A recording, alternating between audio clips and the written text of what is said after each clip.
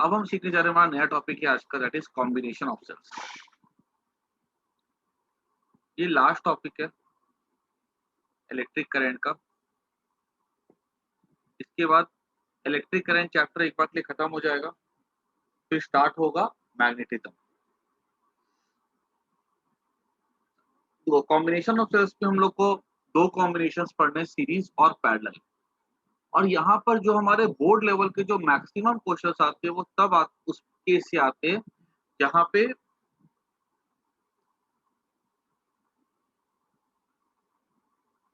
हाँ लूंगा ना एक क्या कहते हैं रचित,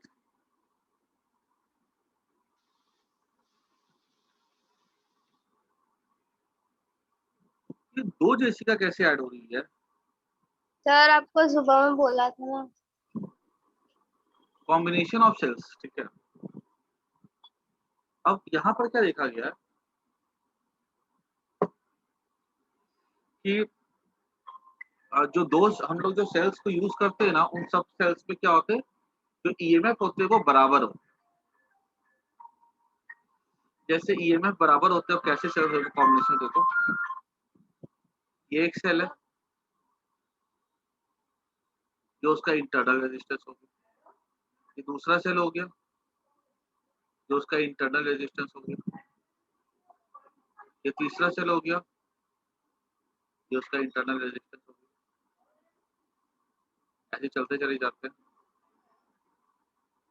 और इसका ईएमएफ ई इंटरनल रेजिस्टेंस आर, ईएमएफ ई इंटरनल रेजिस्टेंस आर, ईएमएफ ई इंटरनल रेजिस्टेंस आर,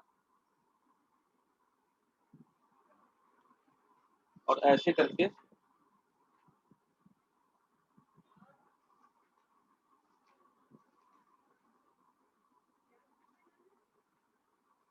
हमारे पास एन सेल्स।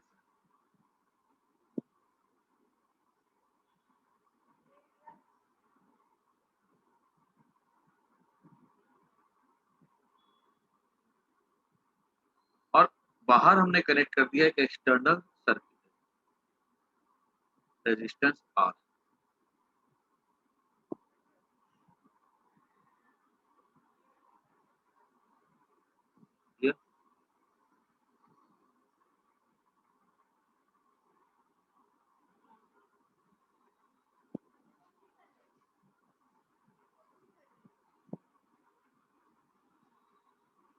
अब यहाँ पूछा जाएगा हमसे कुछ बेसिक बेसिक क्वेश्चन। ये जो सेल का कॉम्बिनेशन है ये किसमें, सीरीज में है, ये दिख रहा है क्लियरली।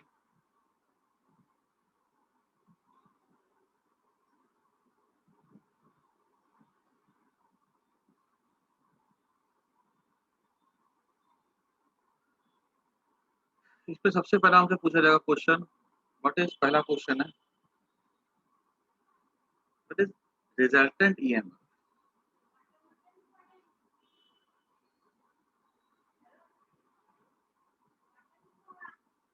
इक्वल टू हो जाएगा एन ई।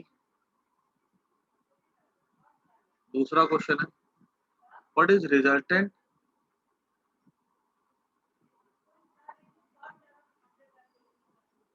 रेजिस्टेंस। रिजल्टेंट से बेटर वर्ड हो यहाँ पे अगर हम यूज कर ले, इफेक्टिव रेजिस्टेंस।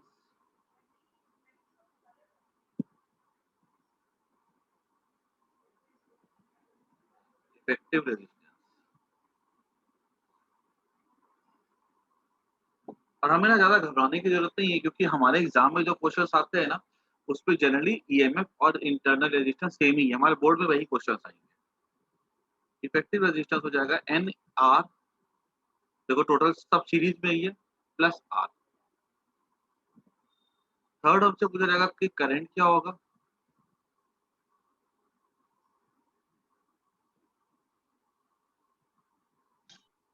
तो उसको n e n r plus r, ये हो गया करंट का फॉर्म। याद रखना जो ईएमएफ है यहाँ पे एडअप हो रहा है, क्योंकि एक चार्ज जो जाएगा उसको हर एक सेल से पास होना है, हर एक सेल उसको अपनी अपनी एनर्जी देगी, तो उसका ईएमएफ बढ़ के क्या हो जाएगा, एन ई हो जाएगा, और रेजिस्टेंस हमें दिख रहा है। इसको नोट कर लो, सिंपल सी बात है, कुछ खास नहीं है इसमें, इसको फटाफट नोट कर लो।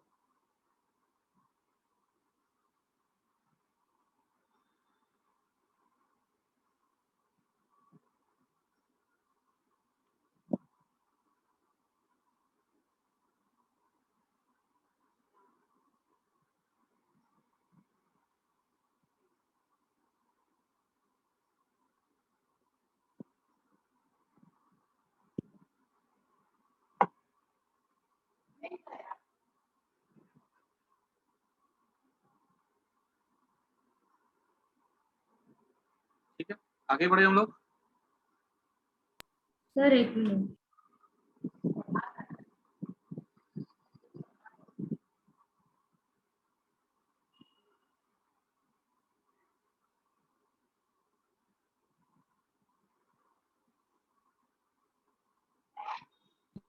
सर हो इसमें आगे बात करते हैं। हमने अभी क्या देखा कि करंट का फॉर्मूला क्या हो जाएगा, n e by r plus n r. अब यहाँ पे दो बातें हो सकती हैं। पहली बात, इफ अगर एक्सटर्नल रेजिस्टेंस काफी बड़ा है इंटरनल रेजिस्टेंस, अगर आर एन आर से काफी बड़ा होगा देन आई इक्वल्स टू हो जाएगा। अब देखो अगर आर बहुत बड़ा है एन आर से, इसको इग्नोर मार दो एक बार clear, then I equals to, ये काफी बड़ा है,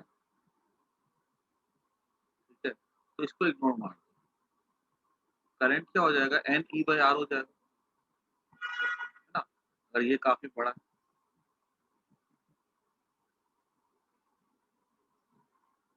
ना, तो ये इसको इग्नोर मार देंगे, छोटा हो जाएगा। और एंड फॉर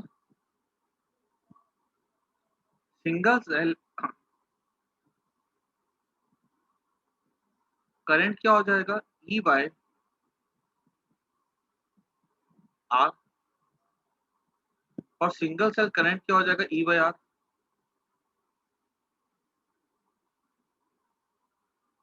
बात समझ आ रही है?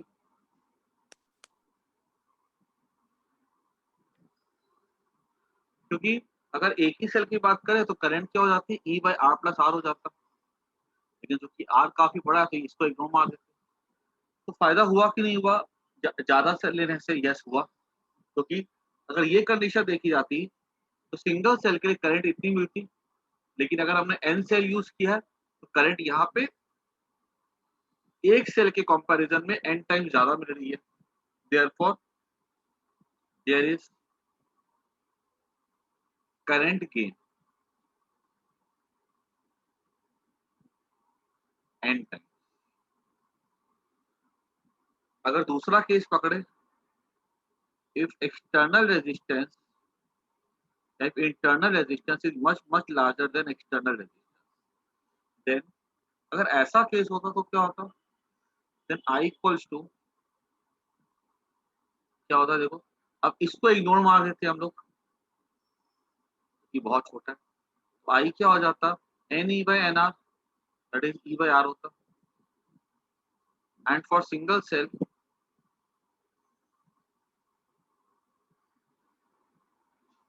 करंट क्या हो जाता, और सिंगल सेल अगर हम देखते हैं तो एन ई बाई, अब अगर सिंगल सेल होता तो आर की वैल्यू यहाँ पे 1 पुट कर देते, आर 1 पुट करते और कैपिटल आर काफी छोटा होता तो इग्नोर मारते तो करंट हमको सेम मिलता, ई बाई आर मिलता, है ना। देखो अगर एक ही सेल होता तो मैं लिखता e by r plus r, और अगर इंटरनल रेजिस्टेंस काफी बड़ा है, ये काफी बड़ा है, तो इसको इग्नोर मारो, ई बाय आर।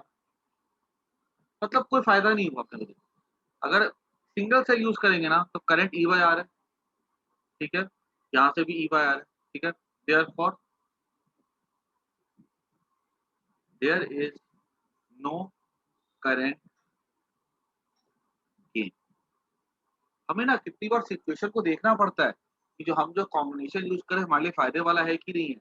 जैसे मैं बताऊं, जो कार होती है, कार के अंदर जो हम बैटरी यूज करते हैं, उसमें अगर हमने उसका जो इंटरनल रेजिस्टेंस होता है, कार की जो अंदर जो बैटरी जो यूज होती है, उसका इंटरनल रेजिस्टेंस काफी ज्यादा होता है, क्योंकि वो जो जो सेकेंडरी सेल्स होती है ना, वो जो हम लोग घर में यूज इन्वर्टर वाला जो बैटरी यूज करते हैं वैसा कुछ वहाँ पे यूज होता है, उसका इंटरनल रेजिस्टेंस काफी ज्यादा होता है।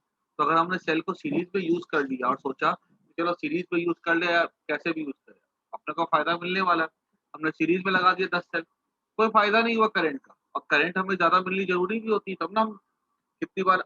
करंट मतलब क्या होता है, करंट मतलब होता है number of charge flowing in a unit time. अगर चार्ज थोड़े फ्लो करेंगे तो क्या उसका मोटर को नहीं घुमा पाएगा वो, ठीक है? हम जब ये वाला सिचुएशन देखते हैं, तो ये वाली सिचुएशन हमारे कार में होती है प्रैक्टिकली सेकंड सिचुएशन और हमने अगर वहाँ पे सेल्स को यूज़ किया पैरेलल सीरीज़ में, तो हमारे कार की मोटर जो भी कार का जो भी स्टार्टर होगा, जो भी होगा, ठीक है? वो घूम नहीं पाएगा, जिससे हमें फ़ायदा नहीं होगा, ठीक है? तो ये पहले नोट कर लो। अब इसके लिए अगर ये सिचुएशन अगर आ जाती है, तो इसके लिए क्या तरीका यूज़ करें फिर हमको देखना पड़ेगा वो। पहले इतना नोट कर लो।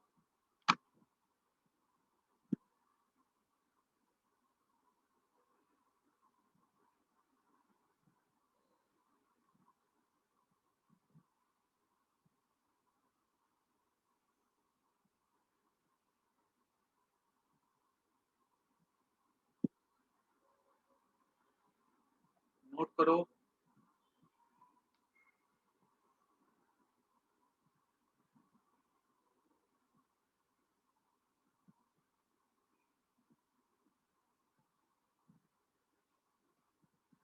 अच्छा तुम लोग के कोई रिलेटिव्स हैं जो बाहर रहते हैं और जिनको कुछ कहीं पे बाहर में कुछ जिनको कोई बच्चा हो जिसको कोई बोला गया हो कि स्कूल कब से खुल रहे हैं, कुछ ऐसा कुछ इन्फॉर्म किया गया हो? हुँ, कोई कोई कोई हैदराबाद में कोई रहता हो, कोई साउथ में कोई रहता हो?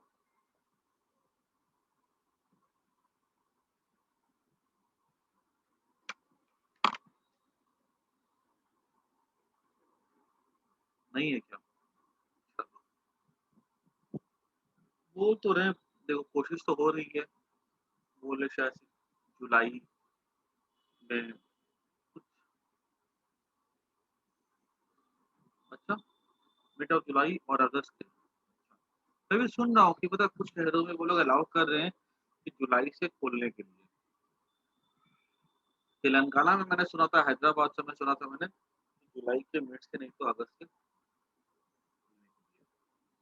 क्योंकि हाँ, हाँ, हैदराबाद में बोला था ना, हाँ। तभी क्या रिलेटिवली केसेस थोड़े कम हो रहे हैं। क्या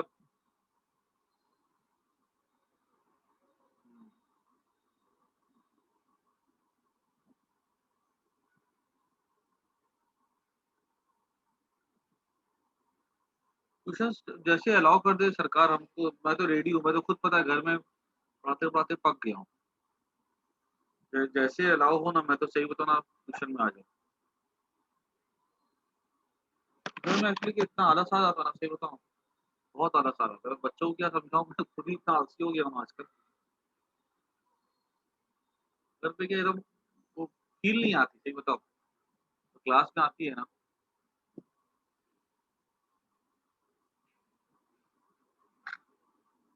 और एक्चुअली बताओ जब जैन में जब स्कूल्स खुले थे ना, जब खुला था, तो लगभग 6-8 महीने बाद जब कोचिंग गया था ना पढ़ाने के लिए और स्कूल जब गया था, तो एक अजीब लगता है मतलब काफ़ी टायर्ड फ़ील होता है।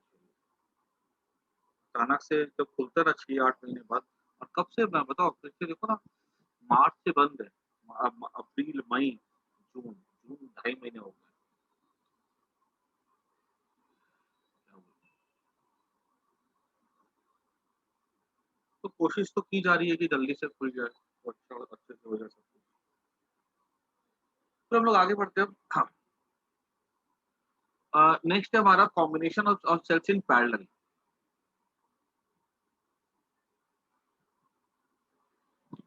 तो पैरेलल की जब बात की जाएगी तो पैरेलल कॉम्बिनेशन कुछ ऐसा हो जाएगा।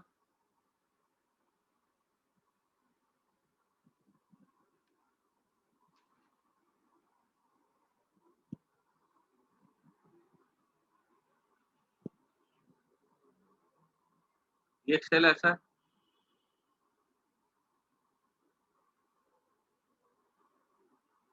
दूसरा सेल ऐसा है,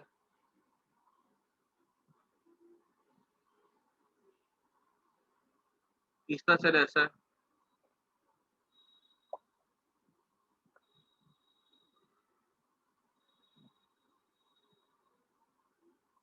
ये चलते चले जा रहे हैं, ठीक है? ये इंटरनल रेजिस्टेंस आर है, ईएमएफ भी है।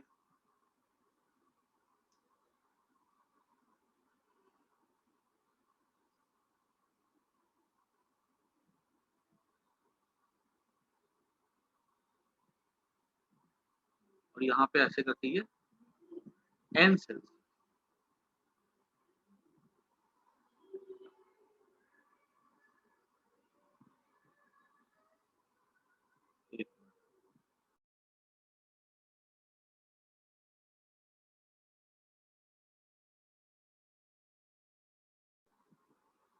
और यहाँ पे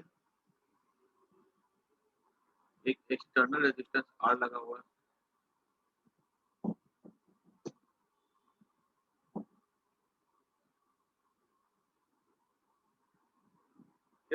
और ये सब के सब EMF E के हैं, इंटरनल रेजिस्टेंस R के हैं। अब सबसे पहला सवाल, what is the net EMF?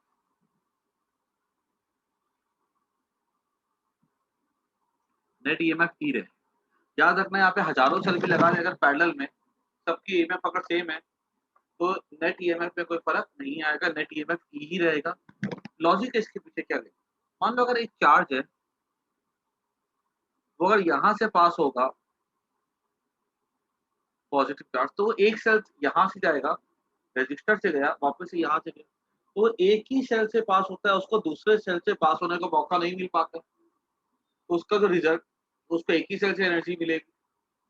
फिर दूसरे सेल से, तीसरे सेल से, ऐसे क्या होता है कि कोई भी सेल अगर पास होगा ना, तो उसको एक ही सेल से पास होने का मौका मिलेगा, उसको दूसरे सेल से पास होने का मौका नहीं मिलता। तो इसलिए नेट ईएमएफ क्या रहेगा हमारे इस केस में?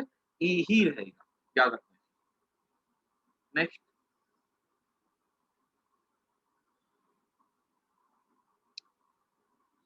Net equivalent resistance, equivalent resistance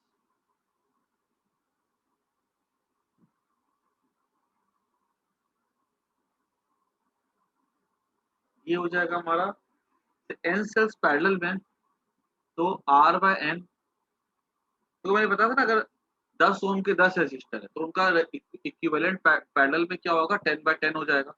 जो फॉर्मूला हमने बेसिक वाला पढ़ के रखा उसी से, लेकिन याद रखना आसान हो जाता हमें, प्लस R कर दो, तो इसका equivalent resistance R by n हो जाएगा, प्लस ये कैपिटल R कर दो। देयरफॉर थर्ड स्टेप पे करंट क्या हो जाएगा, net EMF by equivalent resistance, ये हो जाएगा n e by r plus n r, current हो गया। चौथा स्टेप हो जाएगा हमारे पास, इतना हो गया, ठीक है। ये जो हमने 3 स्टेप वहां पे किए थे सीरीज में, यहाँ पे हम पैरेलल में भी कर रहे हैं।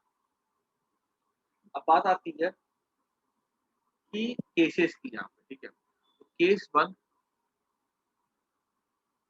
इफ, देखो तो कौन से केस थे, अगर एक्सटर्नल रेजिस्टेंस काफी बड़ा था, इंटरनल रेजिस्टेंस, यहाँ भी वही केस आएंगे। If external resistance is much greater than internal resistance, then I क्या हो जाएगा, I यहाँ पे हो जाएगा NE। अब ये काफी बड़ा है, इसको इग्नोर मार दो, तो NR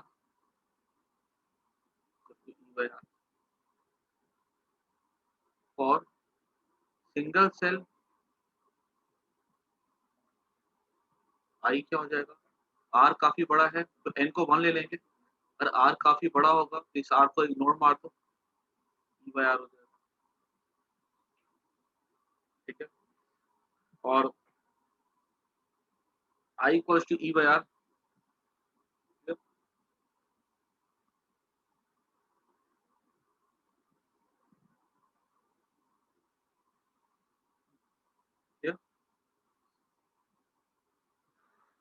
और देखो कोई करंट गेन नहीं मिल रहा, सिंगल के लिए करंट E/R है, और अगर एन सेल्स पैरेलल में ले ले तो भी करंट E/R है। ये वाले केस में कौन सा फायदे वाला कहानी होता है, ये वाले केस में फायदे वाली कहानी कौन सी है, जब हमारा क्या कहते हैं पैरेलल में, सीरीज में होता है। सीरीज में अगर कैपिटल एक्सटर्नल रेजिस्टेंस बड़ा है तो करंट गेन मिल रहा था, देखो, ठीक है। लेकिन अगर पैरेलल में अगर हमारा एक्सटर्नल रेजिस्टेंस बड़ा है, इंटरनल रेजिस्टेंस है, तो हमें कोई करंट गेन यहाँ पे नहीं मिलता। ठीक है, तो एक केस लिख लो एक बार। जहां पर देखो सीरीज फायदा दे रहा है वहां पे करंट फायदा नहीं दे पा रहा, वहां पैरेलल फायदा नहीं दे पा रहा, और जहां पे सीरीज फायदा देगा वहां पे पैरेलल का चेक कर लेते क्या कहानी है सेकंड केस में। इसको नोट कर दो।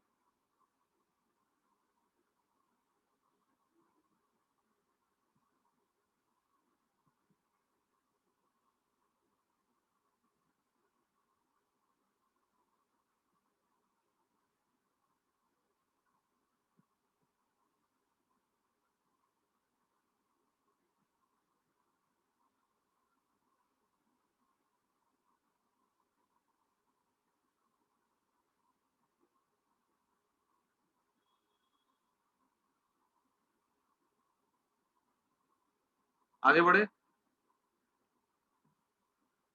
लिख लिया? अरे बोलो आया ना? हाँ sir. Case two, case two क्या हो जाएगा देखो, अगर एक्सटर्नल रेजिस्टेंस काफी छोटा हुआ, तो यहाँ पे लिखा था ना मैंने, एक्सटर्नल रेजिस्टेंस काफी छोटा है और इंटरनल रेजिस्टेंस काफी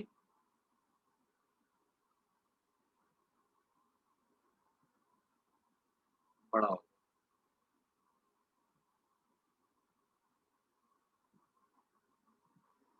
if internal resistance is much larger than I, क्या हो जाएगा हमारा? तो देखो तो स्मॉल और काफी बड़ा है, ये काफी बड़ा अगर हो जाएगा तो मैं इसको इग्नोर मार सकता हूँ। तो आई क्या हो जाएगा? एन ई बाय, स्मॉल और काफी बड़ा है तो एन ई बाय आर हो जाएगा। इंटरनल रेजिस्टेंस अगर एक्सटर्नल रेजिस्टेंस छोटा है तो एन आर काफी छोटा हो जाएगा,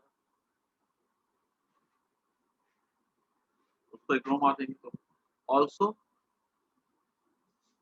for single cell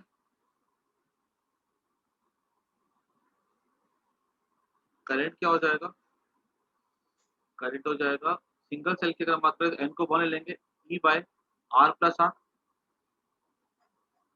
E by r plus r. अब देखो अगर स्मॉल आर काफी बड़ा है और कैपिटल आर छोटा है तो ई बाय आर बचेगा ना, तो स्मॉल कैपिटल आर को कैपिटल आर काफी छोटा है तो उसको यहाँ पे हमने इग्नोर मार दिया, ई बाय आर हो जाएगा सिंगल सेल के लिए। Therefore there is no, there is current gain. अब एक बात देखो, मेन चीज हमारे जो प्रैक्टिकल लाइफ में केस आता है ना वो ये होता है कि जो हमारे जो सेल्स हमको मिलते हैं, जिसको हम लोग इन्वर्टर वाले जो सेल्स होते हैं जिसके जो कार में यूज होता है, ठीक है, जैसे वो पानी डालते हैं ना, ठीक है, पानी मतलब एसी डालते हैं उसमें, तो वो जितने भी सेल्स होते हैं ना वो बड़े बड़े सेल होते हैं, उनका जो इंटरनल रेजिस्टेंस होता है काफी ज्यादा होता है। ठीक है, तो देखो ये वाले केस हमको, हमें ना केस टू ज्यादा इंपॉर्टेंस हमारे कैरी करता है। यहाँ पे केस टू में देखा जाए तो इंटरनल रेजिस्टेंस अगर काफी बड़ा है, एक्सटर्नल रेजिस्टेंस है, तो आपको करंट में गेन नहीं मिल रहा है, करंट में गेन मिलता है पैरेलल में, और सीरीज में देखा जाए तो करंट गेन नहीं मिल रहा है। तो हम कैसा यूज करना पसंद करेंगे? अगर हमको प्रैक्टिकल सिचुएशन मिलती है ये वाली तो हम कैसा यूज करना पसंद करेंगे? पैरेलल में, बिकॉज पैरेलल में हमको करंट मिलती ज्यादा है। ठीक है, तो एक बात समझ में आती है कि प्रैक्टिकल लाइफ में हमें कौन सा कॉम्बिनेशन ज्यादा प्रेफरेबल होता है पैरेलल में, बिकॉज प्रैक्टिकल लाइफ में जो इंटरनल रेजिस्टेंस होता है वो एक्सटर्नल से काफी ज्यादा होता है। अब लेकिन देखो एक प्रॉब्लम क्या होती है, हम पैरेलल में यूज करके हमें करंट तो ज्यादा मिल जाएगा, लेकिन पैरेलल में एक नई मुसीबत ये होती है कि पैरेलल में जो ईएमएफ होता है ना, वो तो पैरेलल में जो ईएमएफ होता है वो जो होता है क्या कहते हैं, वो ई रहता है। पैरेलल में जो होता है ना ईएमएफ जो होता है नहीं बदलता ऐसा। अब ये हमारे लिए एक डिमेरिट हो गया। तो अब हम क्या करते हैं, देखो हम एक टेक्निक यूज करेंगे, हम ये वाला जो सेटअप है, जो केस 2 है, उसमें ईएमएफ बढ़ाने के लिए हम क्या करते हैं, सीरीज में यूज करते हैं, और करंट बढ़ाने के लिए हम लोग पैरेलल में यूज करते हैं। मतलब मोटा मोटी बात ये हुई कि हम सीरीज और पैरेलल दोनों यूज करेंगे। ठीक है, हम क्या करेंगे, सीरीज और पैरेलल दोनों यूज करेंगे। तो इसलिए हम एक नया टॉपिक लेकर के आते हैं, मिक्स्ड ग्रुप।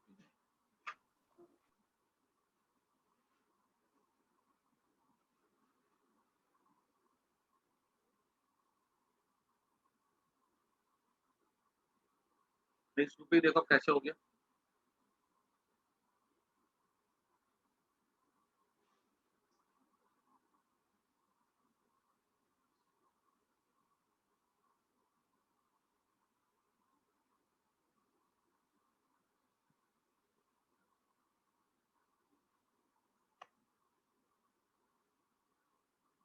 यहाँ पर m सेल्स है, ठीक है, ये m सेल्स इन अ रो, ठीक है, एक इस पे m सेल्स है और यहाँ पे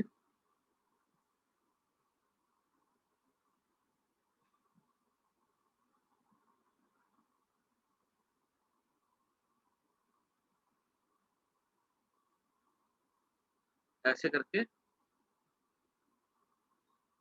n रोज है।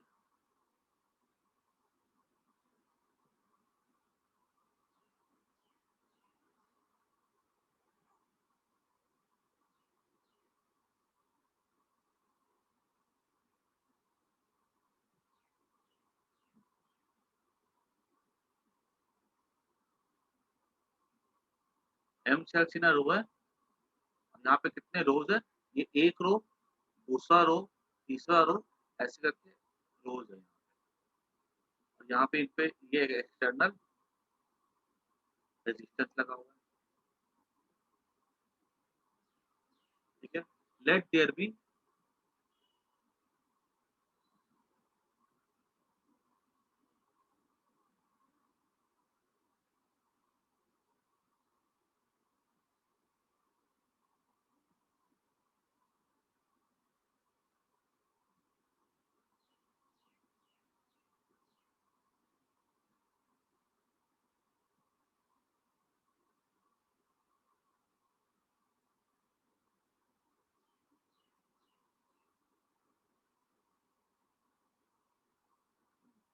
let there be m cells in a row and there be n rows। ठीक है, अब क्या होगा कहानी में देखो, अब यहाँ पे आएगा पहला point, what is net EMF. तो नेट ईएमएफ हो जाएगा एम ई, एक सेल का ईएमएफ ई है, ऐसे रखे एम सेल से, तो एम ई हो जाएगा। दूसरा पॉइंट है इक्विवेलेंट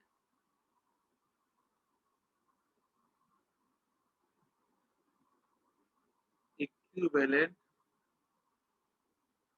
रेजिस्टेंस, ये हो जाएगा n r m r, sorry ना, एक दो थी ऐसे एम सेल से रो में, m into small r by कितने हैं देखो पैरेलल में सेट, ये n m r by n हो जाएगा, है ना। देखो कैसे, एक दो तीन ऐसे करके एम सेल से रो में, तो ये सब सीरीज में, तो एम आर हो गया रेजिस्टेंस, ऐसे करके कितने से डिवाइड करना होगा, जैसे एन है ना, तो एम आर बाय एन हो जाएगा, प्लस एक्सटर्नल रेजिस्टेंस आर है, तीसरा current,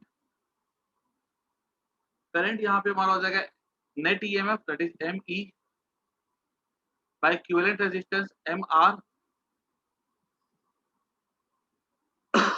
plus n r by, ये एलसीएम क्या हो जाएगा देखो, तो ये एलसीएम नीचे में एन होगा, ये एन ऊपर चला जाएगा, ये क्या हो जाएगा एम एन ही हो जाएगा ना।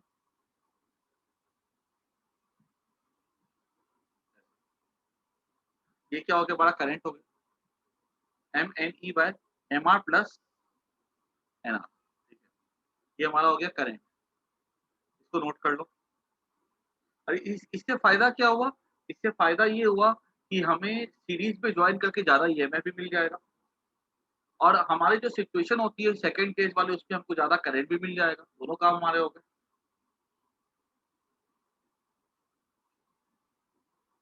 अब इसमें एक बात और होती है, तो मैं तुरंत लिखवा देता हूँ, वो खत्म हो जाएगा।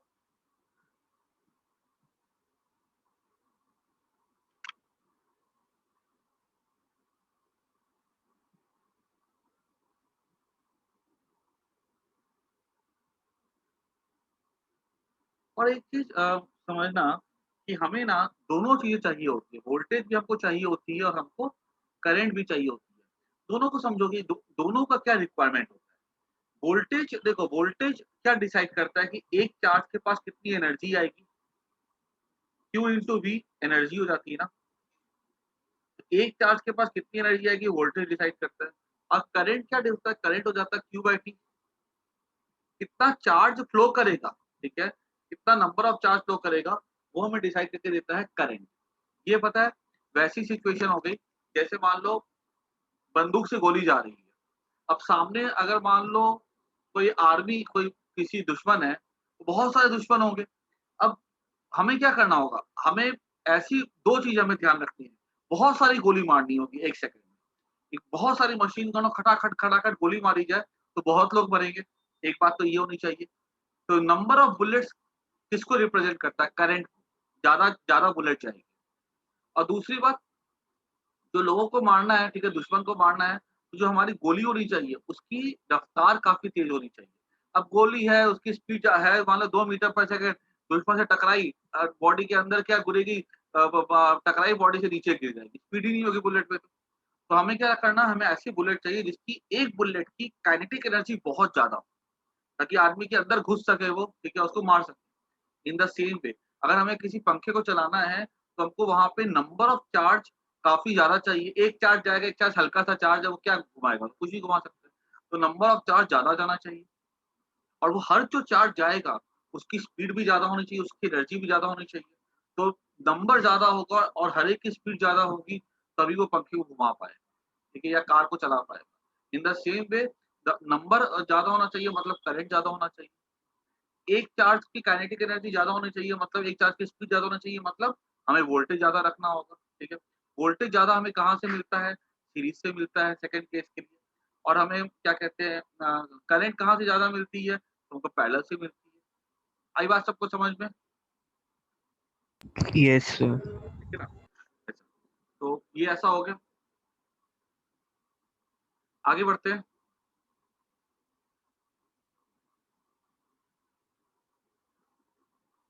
और करंट में अब देखो, मान लो हमने सीरीज पैरेलल कॉम्बिनेशन यूज कर लिया, अब हमें ये दिमाग लगाना है कि भाई देखो हमारे पास था 100 सेल, अब 100 सेल को सीरीज और पैरेलल में जोड़ना है, तो कैसे जोड़े ताकि करंट मैक्सिमम मिले। तो हम ऐसा लिखेंगे, for maximum current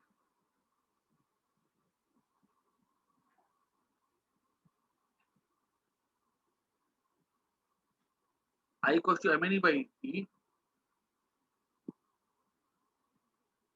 M r plus n r, और maximum current I equal to m r plus n r should be minimum. अगर ये मिनिमम हो जाएगा तो करंट मैक्सिमम हो जाएगा। अब ये मिनिमम, इसको मिनिमम कैसे ले सकते हैं, m r root m r minus root n r का स्क्वायर, इसको स्क्वायर कर देते हैं, प्लस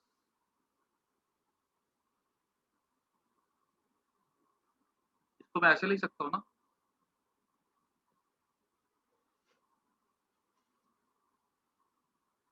कोई रॉकेट चीज नहीं है, रॉकेट साइज नहीं है, सिंपल सा मतलब होता है ए प्लस बी, इसको मैं लिख दिया रूट ए माइनस रूट बी का होल स्क्वायर, क्या हो गया ए स्क्वायर, तो ए प्लस बी स्क्वायर तो बी माइनस टू रूट ए, तो मैंने यहाँ पे क्या कर दिया, +2 √a भी लिख दिया, ये वही तो चीज हो गई, ठीक है। Should be minimum. अब देखो, इसको मैंने इस फॉर्मेट में लिख दिया। आगे देखो अगर ध्यान से, for MR plus NR to be minimum, ये इसकी वैल्यू अगर कम से कम होनी चाहिए तो ये स्क्वायर है ना, देखो इस फॉर्मेट में लिखा।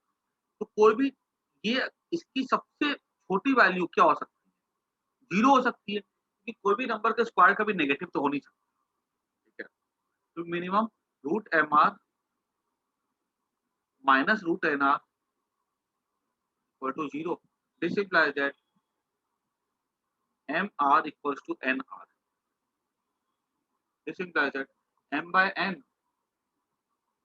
equals to R by, मतलब ये समझो बात को कि अगर हमको कॉम्बिनेशन बनाना है इन सच ए वे कि करंट मैक्सिमम हो तो हमें ये चीज का ध्यान रखना होगा कि हमको जो सेल्स का जो ऐसा कॉम्बिनेशन बनाना है कि जो रेशियो हो वो कुछ ऐसा हो कि M by N जो नंबर ऑफ सेल्स हो, ठीक है, M सेल्स में जो M की और N का जो रेशियो हो वो एक्सटर्नल रेजिस्टेंस और इंटरनल रेजिस्टेंस के रेशियो के बराबर। इतना नोट कर लो, फिर एक छोटा सा क्वेश्चन करवाता हूं तो आप क्लैरिटी मिल जाएगी।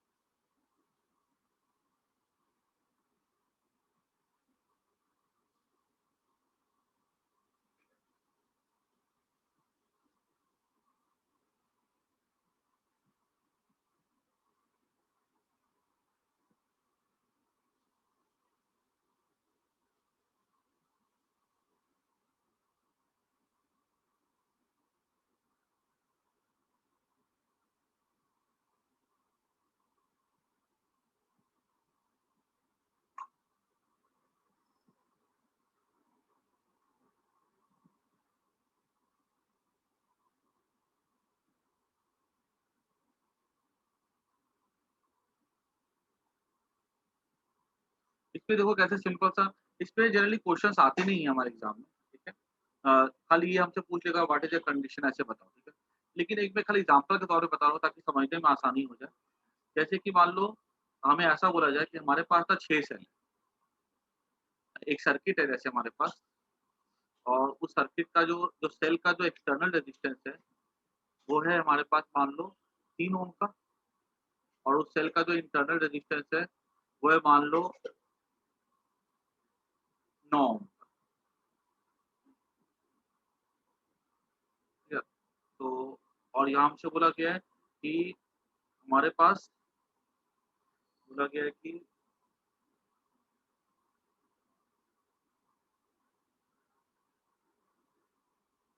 6 सेल्स है, ठीक है, जिसमें हर एक सेल का इंटरनल रेजिस्टेंस 9 ओम है, और जो एक्सटर्नल रेजिस्टेंस बाहर में लगाया जाएगा वो 3 ओम का। हमारे पास 6 सेल है, ठीक है, हर एक सेल का इंटरनल रेजिस्टेंस कितना 9 ओम है। तो बताओ 6 सेल को कैसे जोड़ा जाए। बहुत सारे तरीके हो सकते हैं जोड़ने के ना, सब सब 6 को सीरीज में जोड़ दो, 6 को पैरेलल में जोड़ सकते हैं एक एक करके, 2 को 2 2 का सीरीज दे लो, 3 का सीरीज दे लो, 2 पैरेलल 3 का सीरीज दे लो, और उसके साथ 2 रोज बना दो। तो बहुत सारे ऑप्शन है, कैसे जोड़े। Condition for I to be maximum,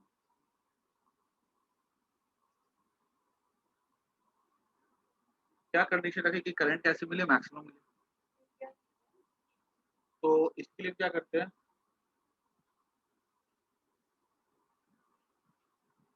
एक मिनट,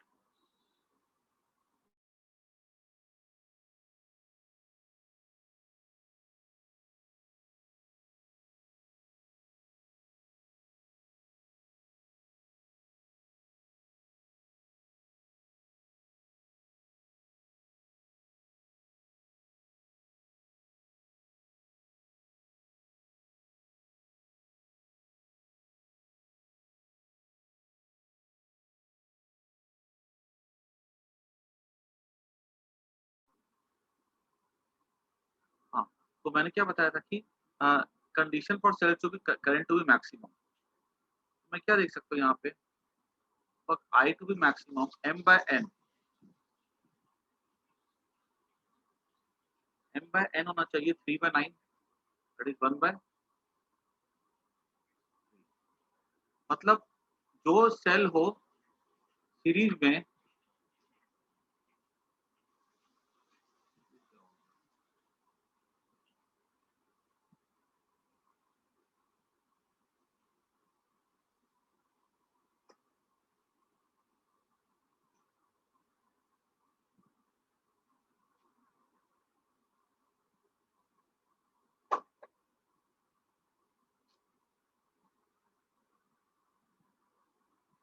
मतलब m, अगर जो सेल हो सीरीज में और जो इसमें हो ऐसे, यहाँ पे m की वैल्यू 3 हो तो m की वैल्यू यहाँ पे कितनी हो 1,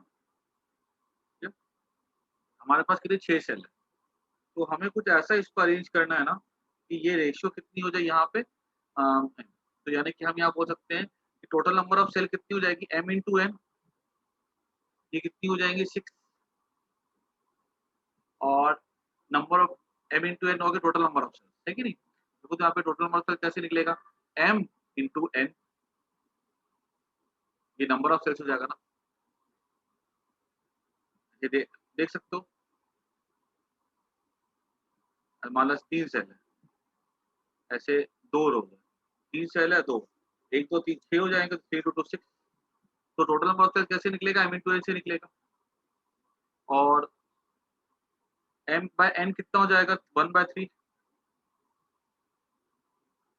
m को हमने क्या ले लिया k, तो n कितना हो जाएगा 3 k, k into 3 k equal to 6, तो 3 2 6, k स्क्वायर कितना हो जाएगा 2, you know मैं डेटा मैंने थोड़ा गलत ले लिया, डेटा मुझे सही से एक्चुअली मैंने देख के लिया था, डेटा यहाँ पे कुछ होना चाहिए जैसे 9 सेल्स होना चाहिए, k स्क्वायर हो जाएगा 9, k हो जाएगा 3, तो मतलब यहाँ पे कितना लेना पड़ेगा, k अगर 3 हो जाएगा तो यहाँ पे जो m होगा वो हमारा ये m हो जाएगा हमारा k, दैट इज 3, और n कितना हो जाएगा हमारा 3 3 9, कुछ ऐसा करके लेना पड़ेगा अपने को, डेटा ना मेरे को सही से लेना चाहिए था, बाकी ऐसा उसके लिए वरी नहीं करना है, अगर हमारे सामने क्वेश्चन अगर आ जाता है ना तो m into n total number of cell इसको कर देना इक्वेट, और m बाय n को इक्वल कर देना उसके साथ, उससे हम लोग निकाल सकते हैं कि वो क्या लेना होगा, कितने m और n की वैल्यू क्या होगी, ठीक है ना, m इंटू n हो जाएगा टोटल नंबर ऑफ सेल्स और m बाय n हो जाएगा कंडीशन, तो उससे हम लोग m और n की वैल्यू को निकाल सकते हैं, इसको नोट कर दो।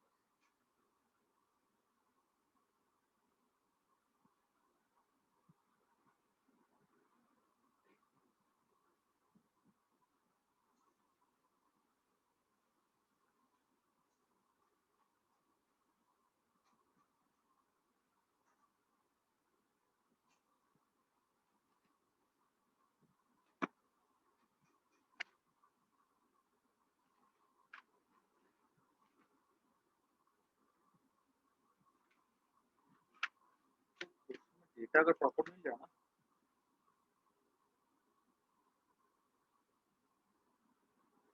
हाँ देखो ऐसा क्वेश्चन दिया हुआ है क्वेश्चन बुक में, मैं निकाल के देता हूँ, बोला गया है क्वेश्चन में क्या, you have 12 sales,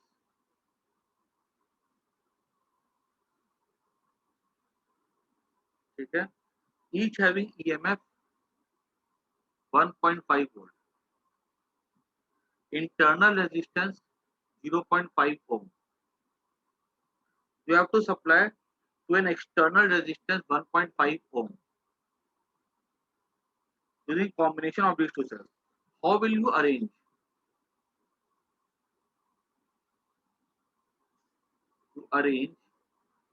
to get maximum current, ठीक है, 12 सेल है, हर सेल का ईएमएफ 1.5 वोल्ट है, इंटरनल रेजिस्टेंस 0.5 ओम है, एक्सटर्नल रेजिस्टेंस 1.5 ओम है, तो कैसे अरेंज किया जाए ताकि हमें करंट कैसी मिले, मैक्सिमम मिले, तो ये अभी देखो m इंटू एन क्या हो जाएगा हमारा, m इंटू एन हो जाएगा 12, और दूसरा अभी हमने देखा था m by n, m by n हमने निकाला था किसे, या capital R by small r, capital R कितना 1.5, स्मॉल r कितना है 0.5, तो m by n हो जाएगा 3। ठीक है, ये फर्स्ट इक्वेशन, ये सेकंड इक्वेशन। ठीक है, how will you arrange to get maximum current. अब हमको m और n निकालना है, तो m कितना हो जाएगा, m हो जाएगा 3n, 3n into n equal to 12, तो n स्क्वायर हो जाएगा 4, n हो जाएगा 2, और m कितना हो जाएगा, m हो जाएगा 3n, तो 3 इंटू n कितना है 2, दैट इज 6। मतलब m सेल्स होंगे सीरीज में और ऐसे हो जाएंगे 2, मतलब ऐसा कॉम्बिनेशन हमारा कुछ ऐसा होगा 1 2 3 4 7 5 6, और ऐसे करके हमारा दूसरा कॉम्बिनेशन हो जाएगा n इक्वल टू, मतलब ऐसे हर एक सेल के साथ 3, हर एक सेल के साथ अपना इंटरनल रेजिस्टेंस हो जाएगा, और ये हमें मैक्सिमम हर एक सेल के साथ स्मॉल आर हो जाएगा, और वो हमारा कॉम्बिनेशन हो गया। आया कि नहीं आया समझ में, बोलो हाँ या ना सब कोई। Yes sir. ठीक है ना, इसको नोट करो।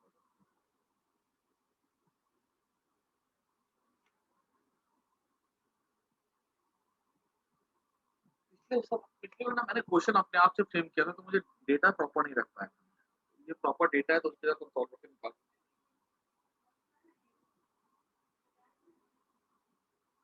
तो नोट कर दो सब कोई।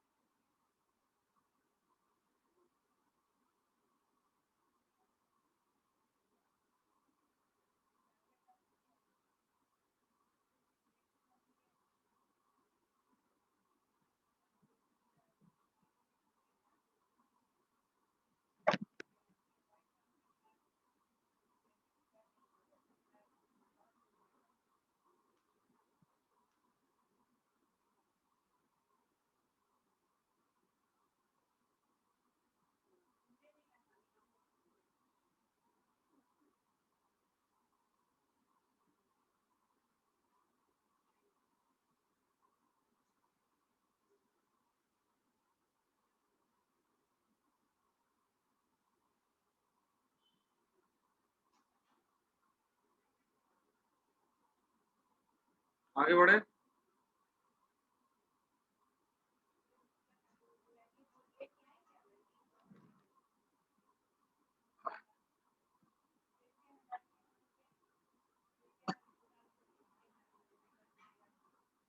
हो गया, लिखा हुआ सबका नाम।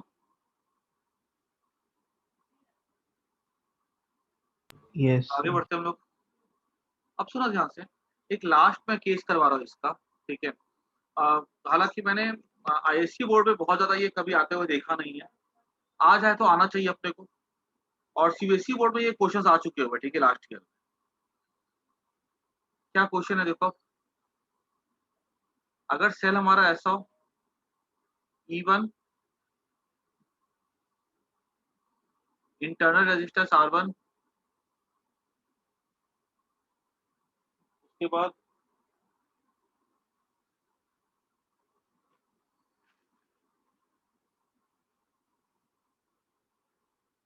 E2, इंटरनल रेजिस्टेंस R2,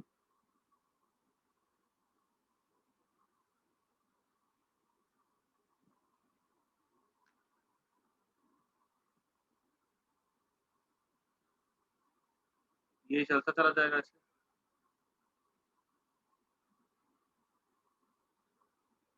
यहाँ पे आ जाएगा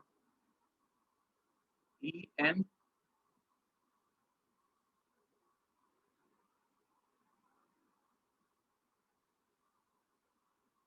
इंटरनल रेजिस्टेंस RN,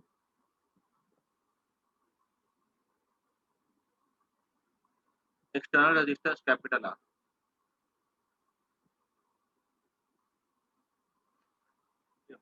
अब बोला गया कि बताओ इसका इक्विवेलेंट ईएमएफ क्या होगा और इसका इक्विवेलेंट रेजिस्टेंस क्या होगा। देखो जो मैंने पीछे वाले सवाल किया था, ठीक है, और उसके पहले जो भी डेरिवेशन किया था वो हमारे बोर्ड एग्जाम के लिए ज़्यादा इम्पोर्टेंट है। लेकिन सीबीएसई बोर्ड में ये वाला क्वेश्चन आ चुका होगा प्रीवियस ईयर्स में, तो उम्मीद है कि हमारे आगे आने वाले एग्जाम में भी आ सकता है और आईएससी बोर्ड में भी आ सकता है। बिकॉज़ याद रखना, जो सबसे स्टैंडर्ड बोर्ड है, जिसको सब बोर्ड फॉलो करते हैं, चाहे वो कोई स्टेट बोर्ड हो, चाहे वो आईएससी, वो है एनसीईआरटी। आज की डेट में सारी किताबें जो होती है एनसीईआरटी के अकॉर्डिंग ही लिखी गई है, और इसलिए ये सवाल आ सकता है क्योंकि सीबीएसई बोर्ड में एनसीईआरटी में दिया हुआ है। अगर हमसे पूछा जाएगा कि बताओ यहाँ पे इक्विवेलेंट ईएमएफ क्या होगा? अब सब सारे के सारे ईएमएफ अलग-अलग है, तो क्या करो इसके लिए? अ, यहाँ से मान लो करंट फ्लो कर रहा है, आइए एक बार कीजिए, ठीक है? यहाँ से करंट कितना फ्लो कर रहा है? यहाँ से करंट फ्लो कर रहा है I1 सेल से, ठीक है? और ये I1 करंट जा रहा है यहाँ से,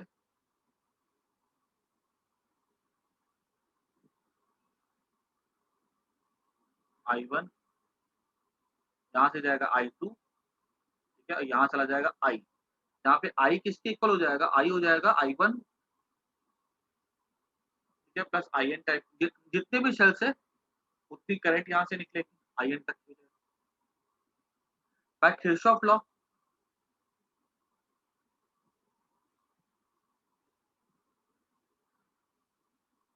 मैं किरचॉफ लॉ में क्या बोल सकता हूँ?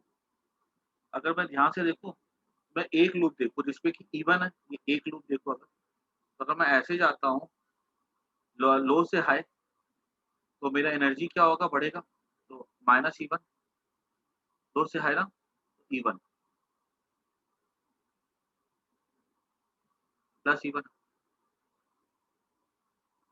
तो बराबर हाई से लो, हेलेन बोला था मैंने, हाई से लो नेगेटिव, यहाँ मैं जा रहा हूँ लो से हाई जा रहा हूँ, तो लो से हाई में पॉजिटिव लिखा, मैं आया यहाँ पे, अब यहाँ पे हाई होगा, यहाँ पे लो होगा, मैं लिखूंगा माइनस IR, फिर मैं ऐसे जाऊँगा, यहाँ पे एंटर करूँगा, यहाँ पे करंट खाली I1 है, माइनस, फिर मैं यहाँ पे जाऊँगा, हाई से लो जाऊँगा, minus I1 R1 equal to 0, ठीक है? ये पहला इक्वेशन हो गया। सबको आया कि नहीं आया समझ में? बोलो हाँ या ना? Yes, sir. ठीक है ना? सबको समझ में आया? क्योंकि देखो जिसको ये स्टेप समझ में आ गया ना, उसको आगे सब कुछ समझ में आ जाएगा। कौन सा कैसे लूप, देखो यहाँ पे बहुत सारी लूप बन सकती है। हमने कौन सा लूप सेलेक्ट किया देखो ध्यान से, हम ऐसे जा रहे हैं।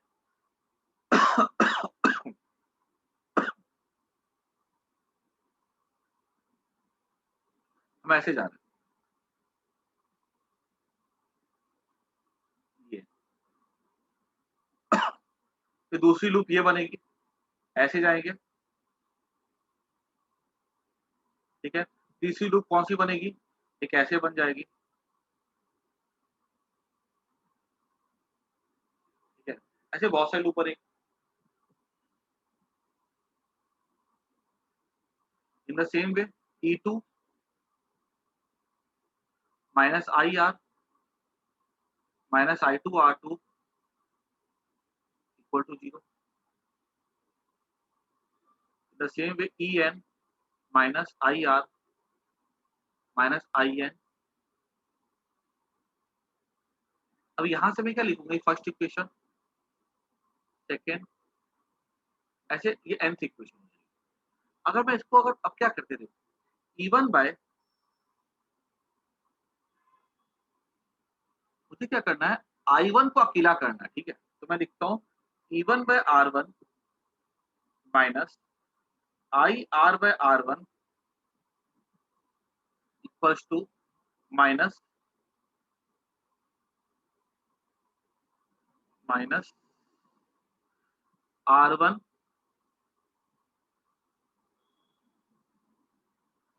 Minus I1 equal to. देखो मोटिव क्या है कि हमें ना यहाँ पे I1 को अकेला करना है, ताकि क्या हम ऐड करके हम ये सबको ऐड करेंगे और हम उसको सबको I के इक्वल दिखाएंगे, ठीक है?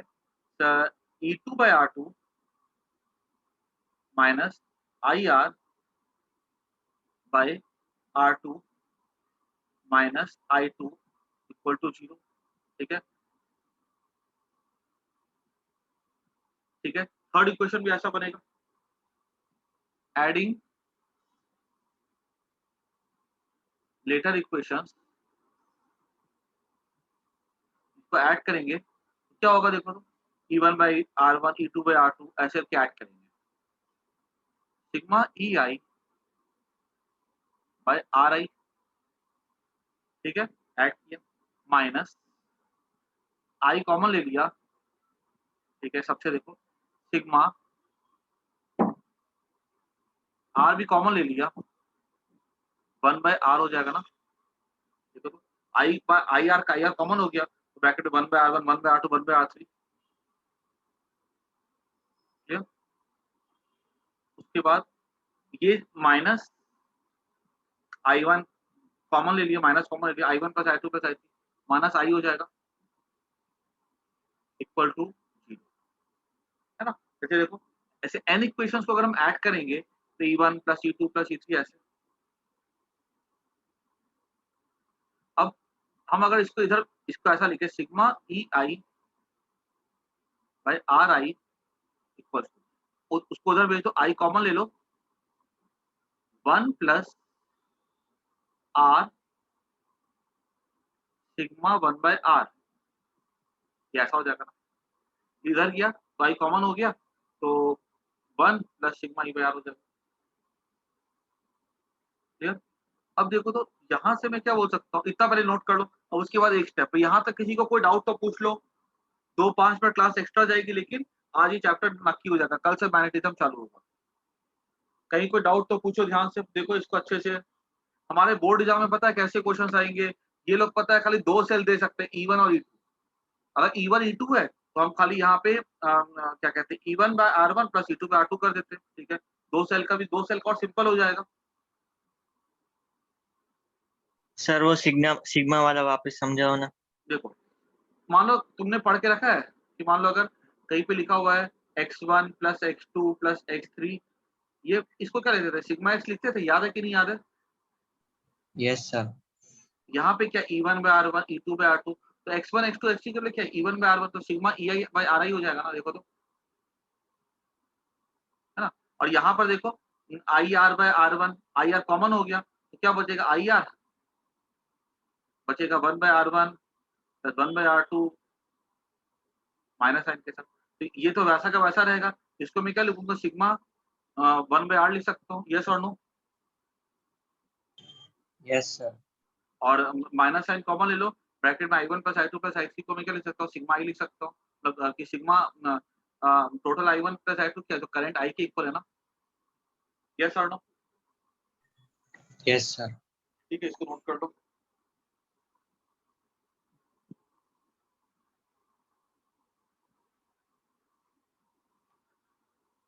तो अगर हमारे सामने खाली 2 सेल होती ना E1 R1 E2 R2 तो हम लोग उसको आसानी से कर सकते थे, इससे भी आसान तरीके से, लेकिन मैंने क्या तुमको थोड़ा एक जनरल बता दिया तरीका कि टफ कर लोगे तो आसान अपने आप आ जाएगा।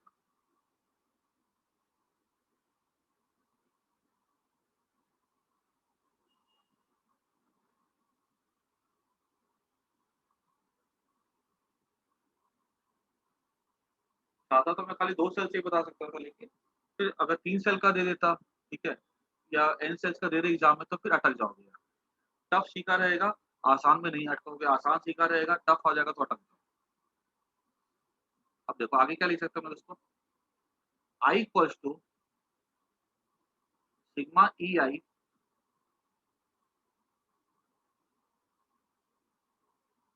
Sigma EI by RA by 1 plus R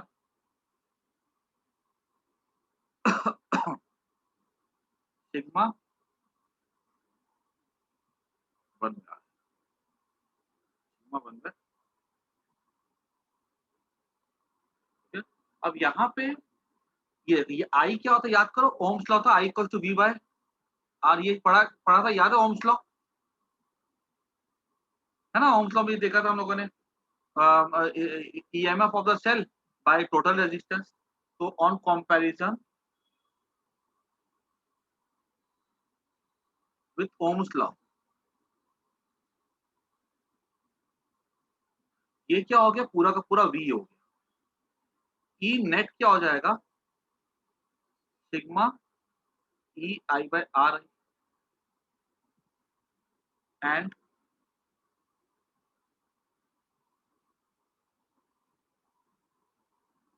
यहाँ पे एक चीज और करना होगा अपने को।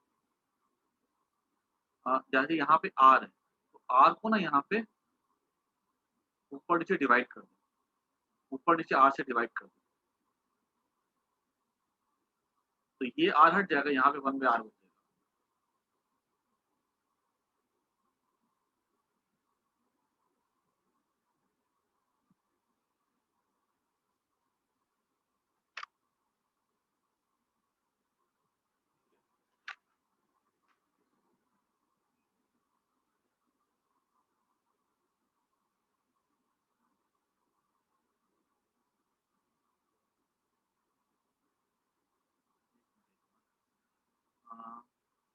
इसके बाकी रह सकते हैं। यहाँ से फिर से देखो तो एक बार क्या लिखा था मैंने, आई इक्वल टू हो जाएगा sigma e I by are आई। यहाँ पे क्या था मेरा, 1 प्लस आर सिग्मा 1/r आई।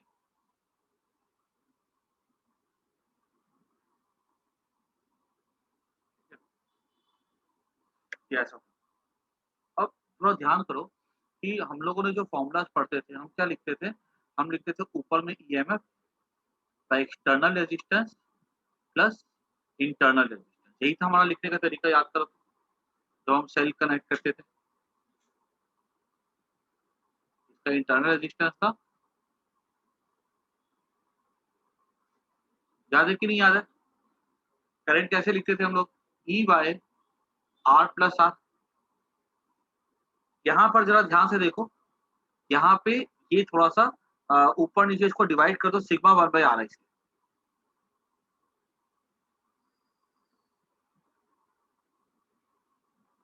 इसे डिवाइड किया सिग्मा, यहाँ पे हो जाएगा 1/सिग्मा, ऊपर डिवाइड किया नीचे डिवाइड किया, तो यहाँ पे क्या आएगा सिग्मा, और यहाँ पे करेंगे तो ये खाली आर बचेगा। अब ये जो पूरा पार्ट है ना,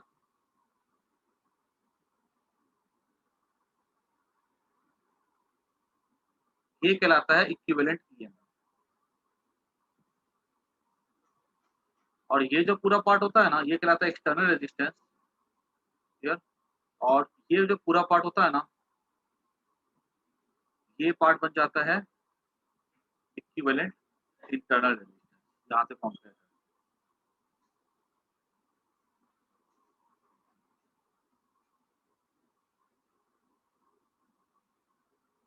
अगर हमसे पूछा जाएगा फॉर टू सेल्स,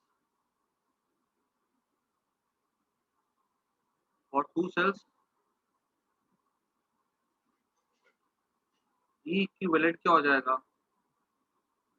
E1/R1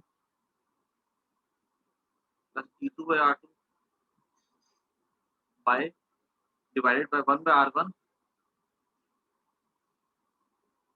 और इक्विवेलेंट रेजिस्टेंस क्या हो जाएगा,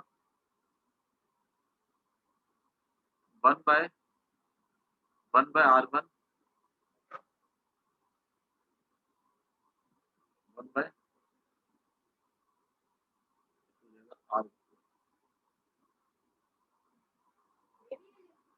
ठीक है, ऐसे ऐसे निकाल सकते हैं। और आर इक्विवेलेंट तो हम लोग डायरेक्टली भी निकाल सकते हैं ना, क्या कहते हैं, 1/R1, वही बात हो गई। देखो तो डायरेक्टली देख रहे थे, मेन खाली इसको याद कर जाना। ठीक है, ऐसा किसी को अगर डेरिवेशन में दिक्कत आ रही है तो डेरिवेशन छोड़ देना, ठीक है। कोई क्या कहते हैं, थोड़ा कॉम्प्लेक्स है ये, नो डाउट, ठीक है, आना तो नहीं चाहिए एग्जाम में। जितना पहले तक पढ़ा था उतना पढ़ जाना, बाकी ये सब एंट्रेंस के लिए, मैं एंट्रेंस के टॉपिक में ये सब पढ़ाता। ठीक है, चलो आज के लिए काफी है इतना।